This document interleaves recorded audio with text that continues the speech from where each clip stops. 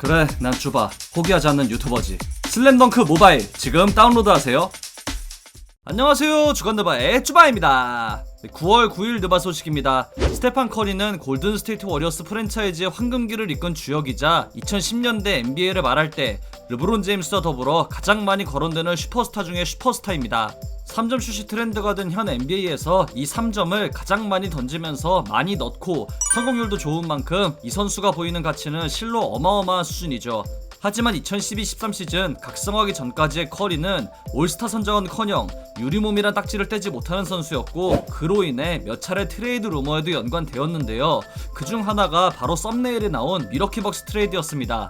현재 NBA 평론가인 아이컨 시처더리는 해당 내용을 다시 한번 기사화하며, 만약 당시 트레이드의 대상이 몬타 엘리스가 아닌 스테판 커리였다면 어떻게 되었을까를 다뤘는데요. 당시 골든스테이트 구단은 팀의 주전 슈팅가드이자 에이스인 몬타 엘리스와 커리의 공존이 효율적이지 못하다고 판단했고, 고심 끝에 커리와의 미래를 선택하며 엘리스를 보냈습니다. 지금이야 이 선택이 100번 옳았다고 하겠지만 이 당시만 해도 회의적인 반응이 더 많았는데요. 미러키 행 루머 이외에도 커리는 전성기 구간에 오르기 전 2번이나 트레이드 매물이 될 뻔했는데, 가장 먼저 2009년의 피닉스 선즈입니다.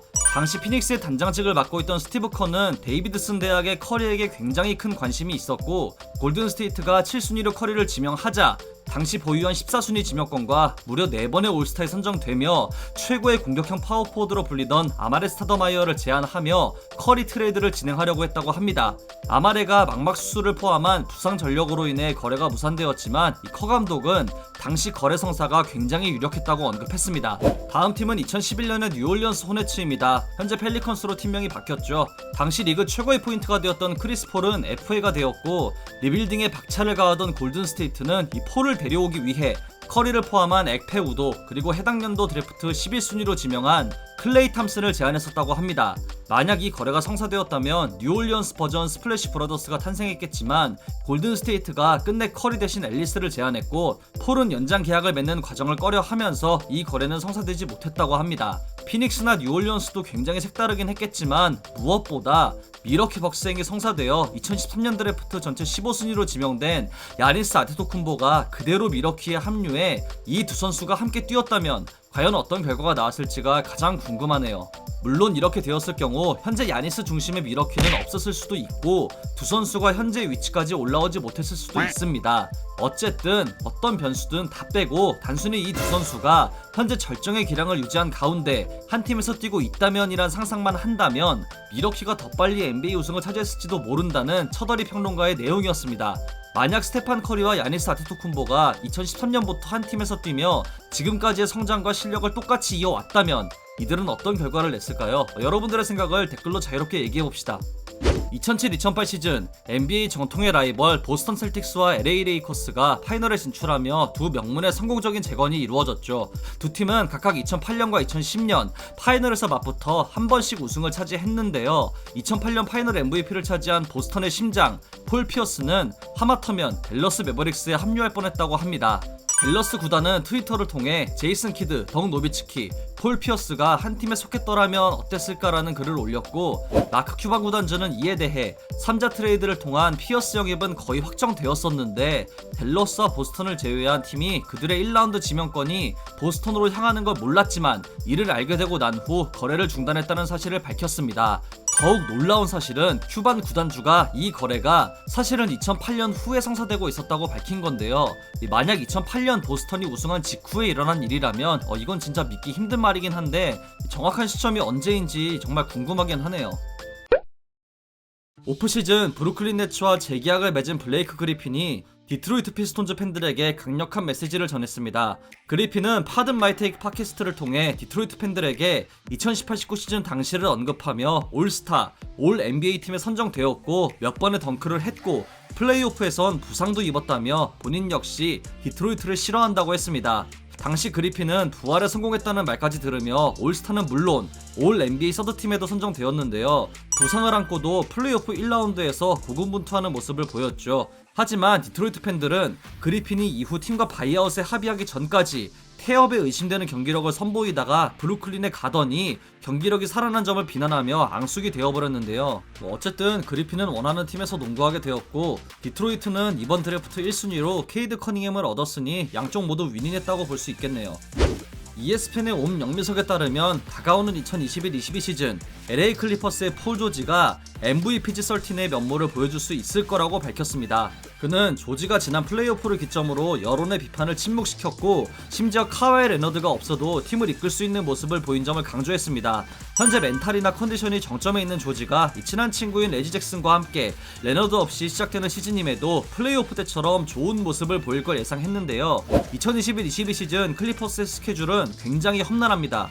7일 동안 5경기를 치르는 횟수가 무려 5번이고 1월 19일부터 31일까지 8경기 원정을 떠나며 오후 1시 이전에 치르는 경기수는 10번입니다.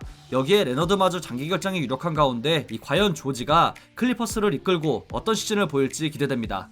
현재 NBA 이적에 관해 가장 이슈가 되는 선수는 벤 시몬스일 겁니다. 지난 플레이오프를 통해 그의 가치는 현저히 떨어지긴 했지만 뛰어난 재능을 보유한 선수임은 틀림없기에 필라델피아 구단은 시몬스의 가치를 최대한 높여 이득이 될 트레이드를 알아보는 중인데요. ESPN의 브라이언 인도스트는 더 점프를 통해 시몬스가 팀이 그의 가치를 높이거나 하는 일에 전혀 관심이 없으며 현 상황을 바꾸는 데에도 관심이 없다고 밝혔습니다.